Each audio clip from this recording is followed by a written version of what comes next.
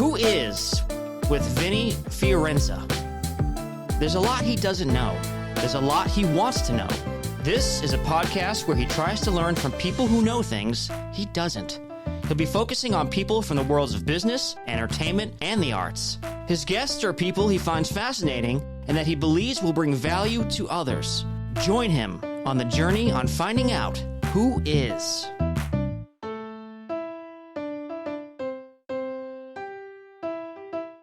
I'll often abandon one thought halfway through and then be like, okay, fuck that, and then move on to the next thing. Sound like the perfect person to interview. Exactly, right? Yeah, it's going to be really easy to follow.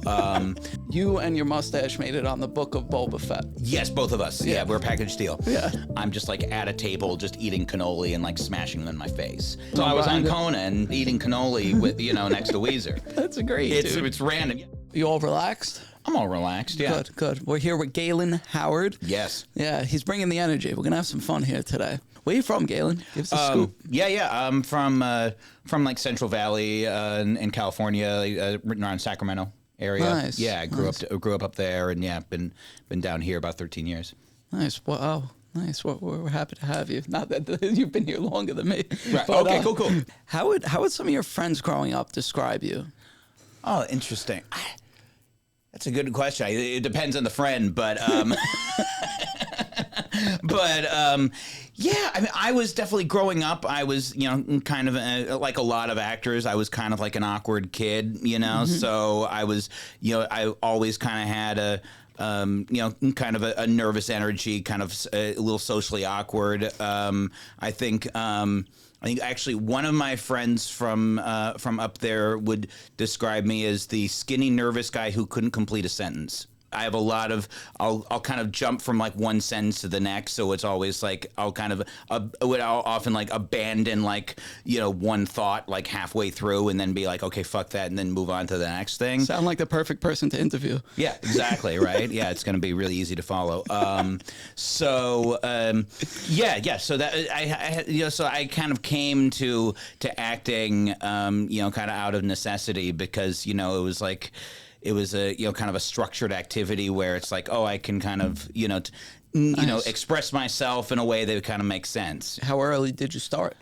I think I first started taking classes when I was 10, and wow, that early. Yeah, and did a lot of plays around the area. I mean, I was in in that area. There wasn't a whole lot of opportunities, but I was doing a lot of local theater and things like that. Is there anything that stands out that you remember? What was the first one? Wow, I'm in for life.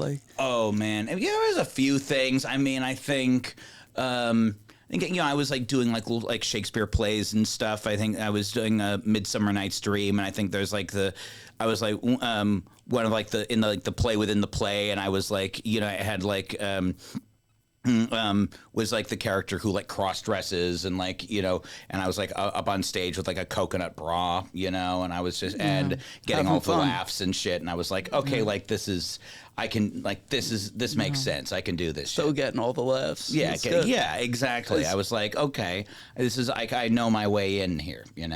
Was there anyone from your family that might have inspired you to be a creative, or is it just all self stuff?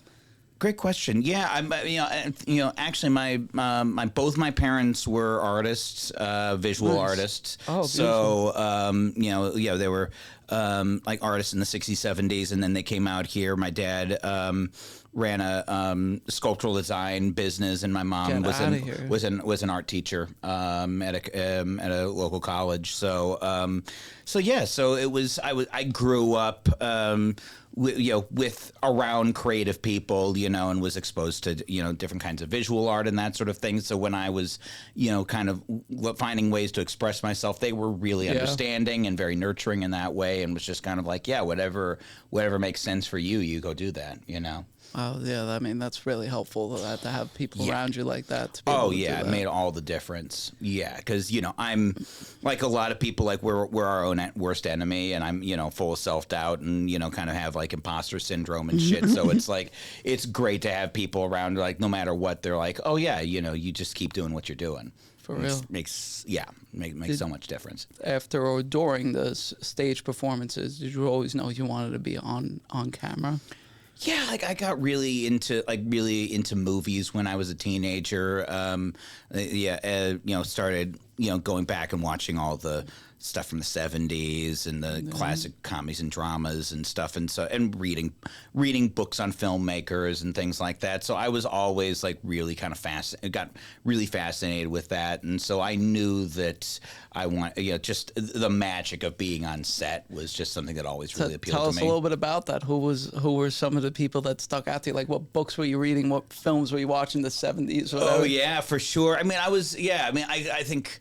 Like the Coen brothers were big influences for me. Like Big Lebowski was like a huge inspiration for me. Just the way that movie kind of combines like all these different genres and cultural references and everything. It was just like, oh wow, this is like that's something I want to do, because I've always been a real sponge for different kinds of music and fit movies and everything, and like that one was one where it's just like pulling a reference like every 2 minutes, like a different like random thing, and I'm like, oh, like that's like my kind of thing. So I read would like buy their screenplays and read them cover to cover. I would read all the interviews and kind of making of their different movies. There was there was a making of that movie, Big Lebowski, that I just read cover to cover, until it was dog-eared, Wow. So stuff like that, and then different, biographies like, Scorsese and Robert Altman and things like that. I was always just,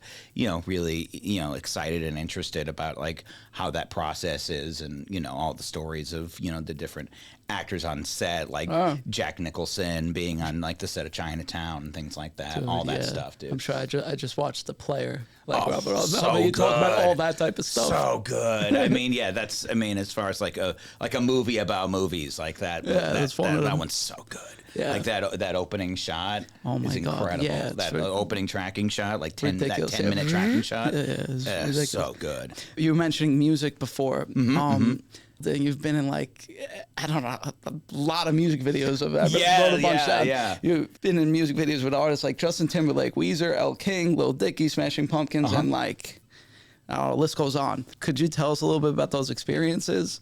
Like, what were they like? Run through them. It was an interesting thing. Like, you just, so much of being an actor is just you're self-submitting for things, and a lot of one of the kind of projects that are readily available on self-submissions are music videos. So you just and they're looking for different kinds of types. I mean, there's of course like there are parts for like the models and the video girls and things like that, but then a lot of these videos have roles for just like kind of very oddball characters. I guess that's what they were hunting for. And so there's a lot of these where they would just bring, they were looking for just someone with a really offbeat look or something different. So I would just kind of get called in for some of these things, and I think it was around 2015 where I was getting in a bunch of those, like the one for Elle King and the one for Weezer, Thank God for Girls and things like that. And it was just they would just kind of come along. I think for the Weezer video they shot.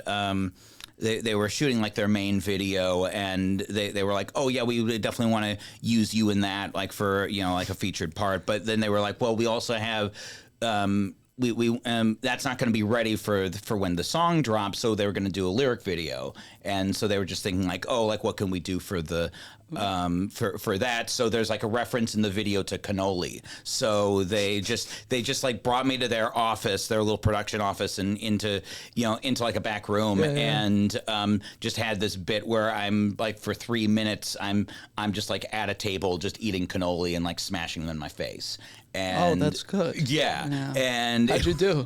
They didn't really pace the whole thing, so I had about like I ate about like 2 or 3 and was like, okay, like I've got about like 1 more in me, and then I'm just gonna start spitting them up, you know. So at that point, then it was just like, okay, then just smash them on your face, throw them against the wall, whatever. So funny. And it was this like really weird thing they did very quickly. Like they cut it together like in a day, and it actually ended up being more popular than the official video. That's so fun. Yeah, it was just this whole thing of like everyone was like oh fuck the cannoli guy, that weird That's so funny. It's so funny. Yeah. Did you end up meeting any of these artists personally? Like I met the guys from Weezer a number of times. Like nice. They're very cool. Like I met Rivers and Brian and those folks, Patrick. I was actually a few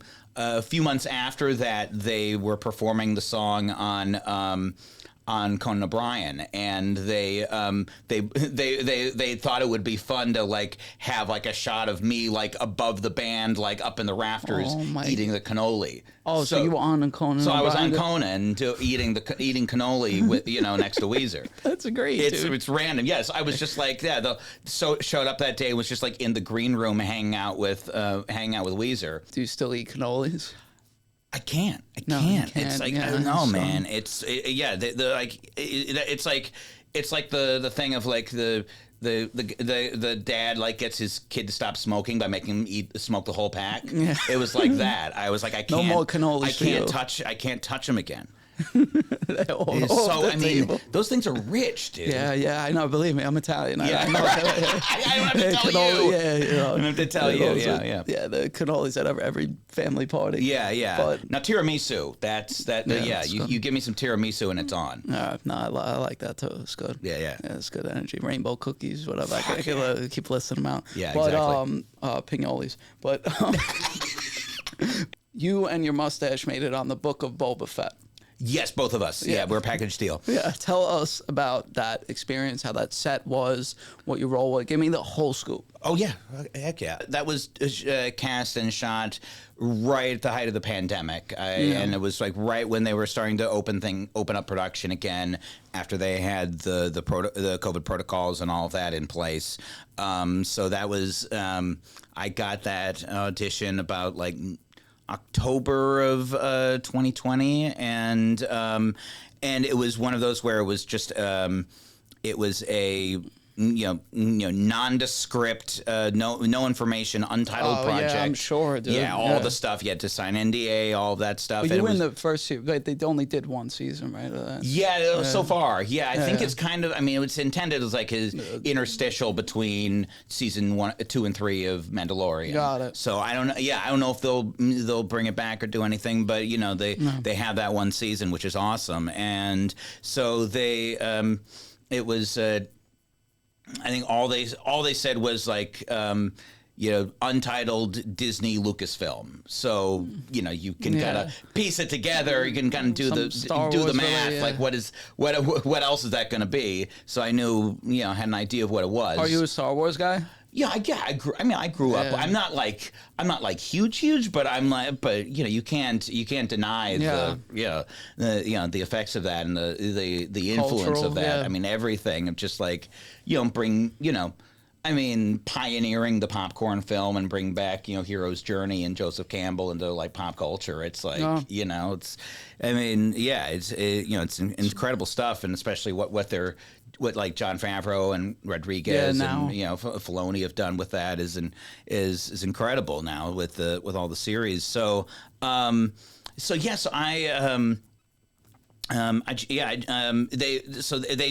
they had like one main scene that I was doing, and it was just a few lines. They did on the script, like they don't tell you who the characters are or anything. But I was like a desk clerk in the main city hall that they go to, and of course they didn't give you any of those details, but they were just like, okay, so I basically just like any small part like that, if I've got a few lines, I'll do it like 2 different ways. I'll do it like maybe a little, just like straight down the barrel, and then another one, or kind of like a very straight delivery, and then another one that might be a little bigger. So I just I just did that, and then there was the main there was a main booking, and and so it just it was incredible just how quickly and easily it all came together. What were there any like fan interactions from that specific role? Like I know you like there was. I've seen a picture that you posted with a fan. There was some.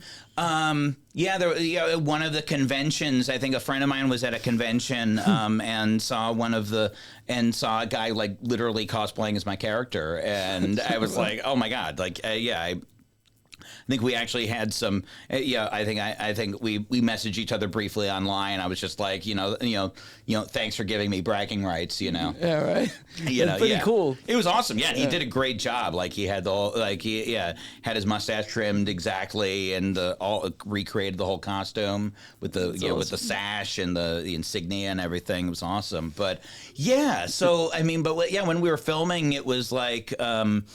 It was like 2 days, and did you get to meet anyone there? Like the main people, nice. like Favreau and cool, and Robert Rodriguez. He directed one of the episodes I was in. So I worked with him directly for one day, and then the main cast, Tamara Morrison and Ming-Na Wen. Nice. I had my main scenes with them, and.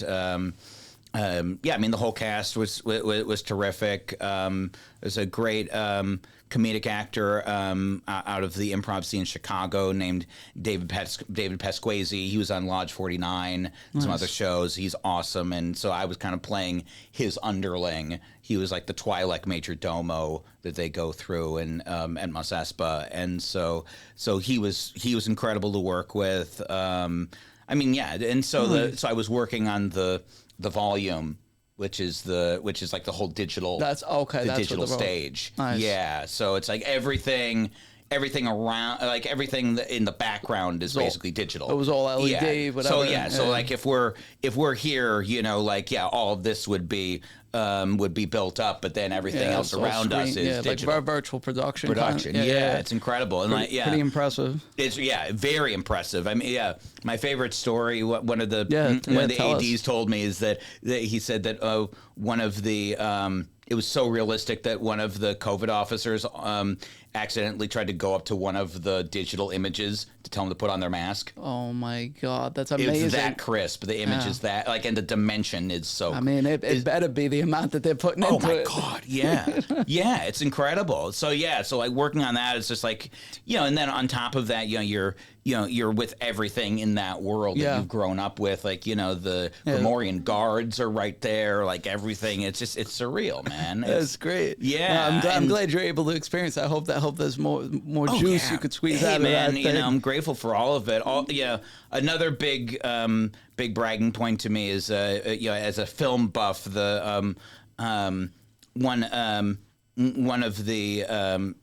of the days I was there, my main scene was filmed by a cinematographer named Dean Cundy, who's like, for people who know movies, like he was Robert Zemeckis's main DP. Like did the whole Back to the Future trilogy. Wow. He did Halloween, the original, Jurassic Park. Wow, yeah, okay. So so having someone like that, shoot my scene, man. It was unreal. Shoot all my close-ups. It was incredible. So you also were a fun character on the show Brooklyn Nine-Nine. Yeah, I love that show. I watched that series. Or at least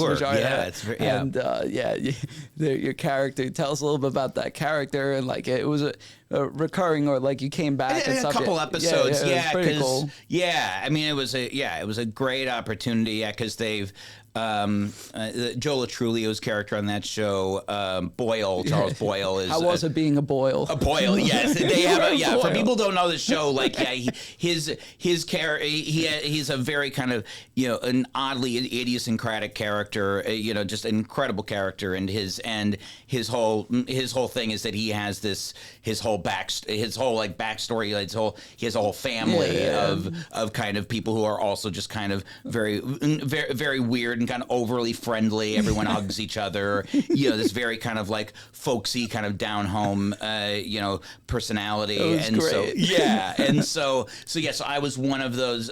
So I was one of his cousins, and in one episode, and that when they're on like a road trip and they need to stay somewhere, and we're these Boyles.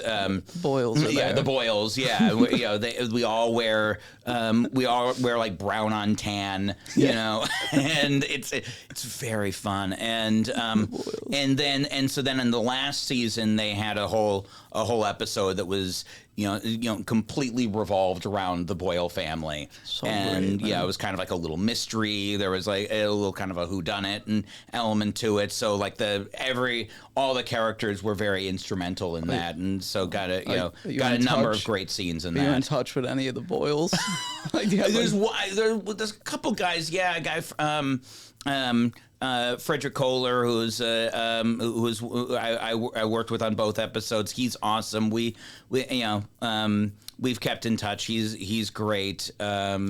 He was actually a fairly well-known child star. He was like one of the kids in Mr. Mom. Okay, and things cool. like Well, that. Yeah, he's awesome. So it's a great, it's a fun community, great group of people, man. Yeah, and that's and like the writing on that show is so fun. Working with Sandberg and Terry Crews and people like that. They were great. Yeah, massive. What about like you're big in like the indie film space too? Like, tell me about some of the past projects and what you have anything lined up? Like, tell us about.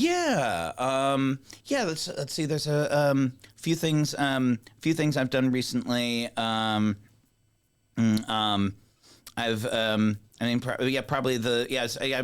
been fortunate to do a lot of great kind of independent films, and those are so cool because you get to play more like kind of fleshed out characters, and you get opportunities to play characters you wouldn't otherwise, and kind of more fleshed out, kind of more built up characters. One piece I'm really proud of. It came out last year called Moon Manor, and it's a comedy drama that's kind of kind of touching on like the death positive movement, and and kind of the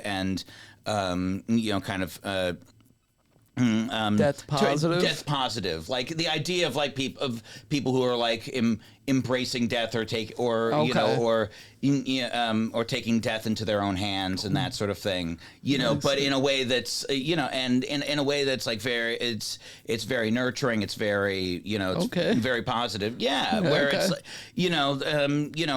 so it's like it's following a character who's an older man who has Alzheimer's, and decides that he really wants to take his terminal illness in his own hands, and doesn't want to be want to be at the be at the mercy of it. Like, there's a great line in it where he goes, if I can't be me, I don't want to be.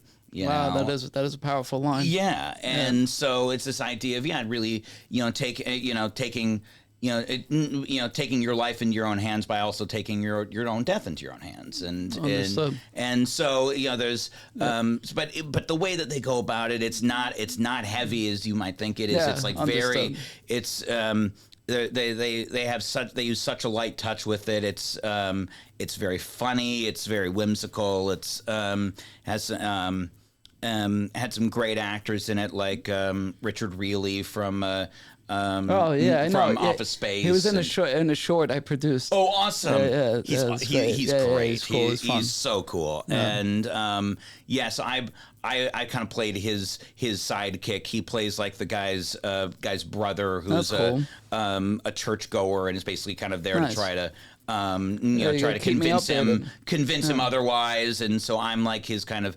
sidekick from the church, and I have kind of a wonderful little arc in that, But yeah, he's Cool. in that. Deborah Wilson from Mad TV was in it. She's awesome. I think it's still on Showtime. Cool. Yeah, on the Showtime app. Oh, perfect. So yeah, that one's terrific. I get such a joy out of following you on Instagram specifically. Oh, cool, man. Yeah, because you post all these funny videos like celebrating people's birthdays. Yeah, that was my kind of my kind of ongoing gimmick It's like on an there. homage, I do. Yeah, I'll do like a little, the Instagram and TikTok dances are kind of trending. So like I was kind of jumping on that, but like doing it as like a tribute to like different musicians on their birthday and things like that. And it's just like it's a fun way to kind of address like kind of music that I'm into and things I'm in, my own personal interests in a way that's just kind of fun and doesn't take it too seriously. Nice. So you always finding your I love own. The moves. There's a lot of finger. There's a lot of finger pointing. Yeah, I do a lot of this. Yeah, that's good. Yeah, exactly. It's helpful. It's calming. I think so. That's good. Yeah, it's like kind of like a visual ASMR kind of thing. Yeah, that's great. Yeah. Tell us. So you got your mustache. Mm-hmm. Talk so that you have this line on your Instagram. If you want to tell. I'm a mustache with a person attached. Yeah, the mustache start. And how long's the mustache been around? Sure, it has its own story. We've been together.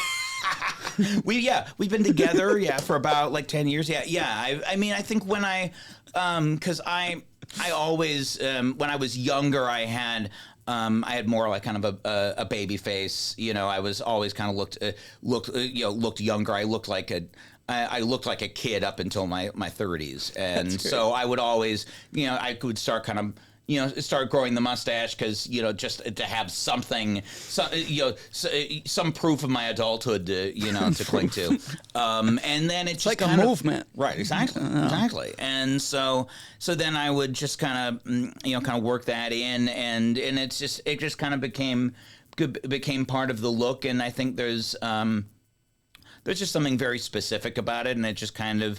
And I've always kind of been a character actor, so I'm kind of going, kind of naturally going after those kind of offbeat parts and kind of different kind of characters. Seems like it's worked in your favor a little bit. Yeah, so it's just something that's a little more specific, that just kind of gives it a very specific vibe. So yeah, it's helpful. It's gotten you roles. If you were offered a role and they asked you to shave it, would you? Yeah, I mean, okay, yeah, for the right thing, yeah. I mean, as long as it's not conflicting with something else, But yeah, I mean, so you're open. Okay, I'm open to it for sure. It just depending on what it is. Yeah, nice. I mean, valuable information. You got to, for sure, man. Yeah. Do you have like do you have like a no mustache policy on your sets? So if we were going to work together, there would have to be paperwork. We have to go through it. We'd have to go through the mustache contract. Yeah, exactly. Yeah, gotta work that out. Yeah, we'd have to go through it together. Okay, all right. Yeah, good to know. Yeah, good to know. Yeah. That's why I grow the full beard. Like, right. Yeah. But that's cool. We'll work about it. Yeah. That's actually that's another reason I can't really grow a full beard. So like that's why I'm like the mustache is like my thing. Well, mustache is pretty hard to grow. Like to make a good one work. Yeah, But it's like I mean this is all I got, so I gotta I go 100%.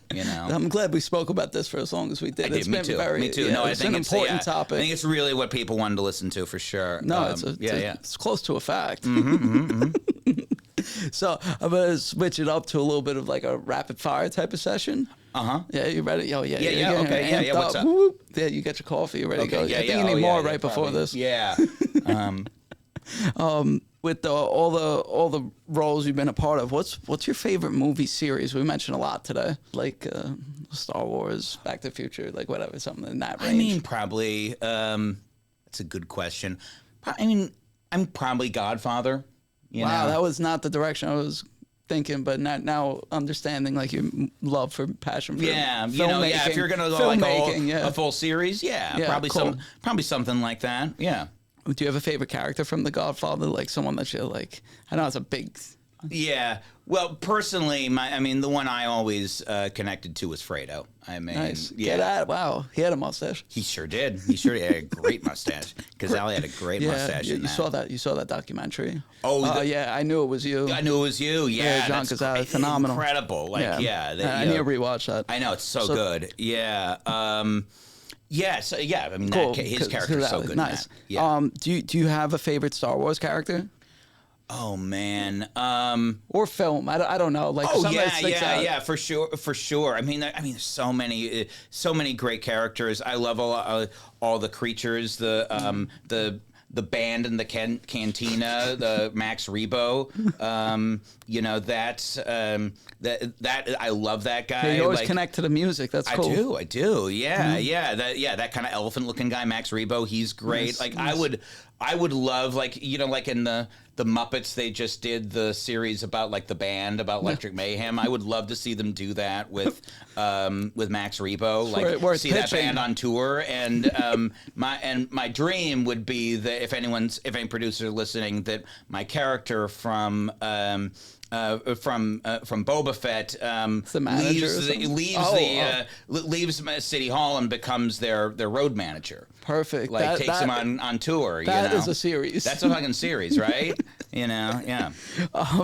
Yeah. We know you're into music. Do you have a favorite genre? I'm all over the place. I mean, I grew up. Like going through my dad's old record collection, so I love a lot of like stuff from the 60s and 70s. I love old blues and jazz. Like, what about an artist? What about like I know you can't, but try and name one. Like, sure. I mean, Tom Waits is a big one, big influence. Love Bob Dylan, Talking Heads, stuff like that. Oh wow, yeah, that's kind of all over the place. Yeah, man, good. I'm all over the place. Yeah, that's great. So, my last one was stick with entertainment. Yeah. Favorite movie. I know we said The Godfather, but like Godfather, sure. I mean, yeah, big ones. Yeah, I mentioned like Big Lebowski. That was like a big one. The Graduates. Way up there for sure. Yeah, I love that movie. Yeah, same. So many good ones. Yeah. Do you have a favorite show? It could be current, old, doesn't matter. Oh man, there's a lot. I mean, so many. I mean, recently, I think Barry's incredible. Yeah, that's I think one of the best shows on TV. That's in recent years. That one's incredible. Of course, Breaking Bad is fantastic. Things like that. And then I love, love old like classic comedies like Soap and news radio, stuff like that. Nice, cool. Yeah, I love all that kind of stuff. So we're gonna close out here. Let's do it. What's coming up next for Galen Howard, and where can the people find you? Let's see. I have a film premiering at the end of this week that I have a bit part in called Cuddly Toys, and it's kind of a vignette, like a vignette based vignette. Like I'm kidding. Vinny, yeah, exactly. It's stupid. Yeah. You're in this movie, didn't you know? It's called it's a kind of vignette based kind of episodic feature. Cool. That's kind of taking like a kind of a feminist stance on kind of the objectictation of women and that sort of thing, and it's but it's in a way that's like that's very dynamic, so like little scenes that kind of stitch together in a way that's really interesting, very original way, nice.